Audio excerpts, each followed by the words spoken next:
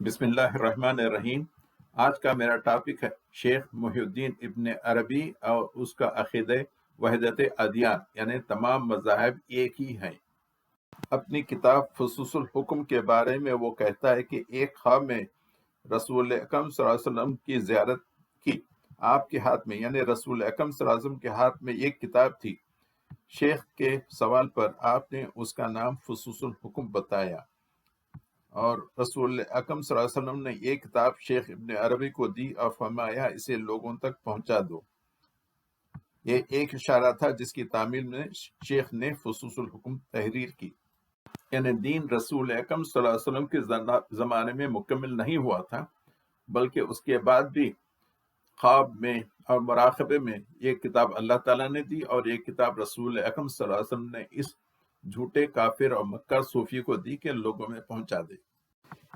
ابن عربی کہتا ہے پیج نمبر 389 پر، اللہ تعالیٰ نے یہ بھی ملاحظہ فرمایا کہ پرستاروں اور پوجنے والوں کے معبودات بھی مختلف طرح اور نو کے ہیں، ورائٹیز کے ہیں۔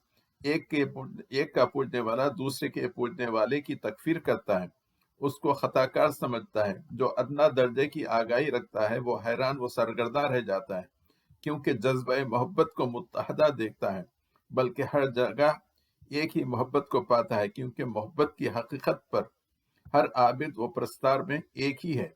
جب یہ حالت ہے تو اللہ تعالیٰ عابد کو حیران کر دیتا ہے۔ وہ خوب جانتا ہے کہ ہر عابد محبت ہی کی پرستش کرتا ہے، اور محبت ہی نے اس کو اپنا بندہ بنا لیا ہے، خواہ محبت و عبادت امر مشروع کی ہو یا نہ ہو۔ جو عارف کامل مکمل ہوتا ہے وہ ہر شے کو جلوہ گاہ حق جانتا ہے۔ انہی جلووں کا سبب ہے کہ نادانوں نے باوجود اسم خاص کے، مثلا پتھر، درخت، حیوان، انسان، آگ، ستارے، فرشتے کو الہ و معبود مانا۔ یہ وہ عقیدہ وحدت الوجود ہے جو صوفیہ کے کتابوں میں، ان کے کلام میں اور ان کے تصانیف میں آپ کو نظر آئے گا۔ صوفیہ چاہے وہ دیوبندی ہوں اور بریلوی ہوں، اس ملحد ابن عربی کو شیخ العارفین اور شیخ الاکبر کہتے ہیں۔ اللہ تعالیٰ سے دعا کریں کہ ہمیں صوفیہ کے ان عقیدے وحدت الوجود سے محفوظ رکھے، آمین۔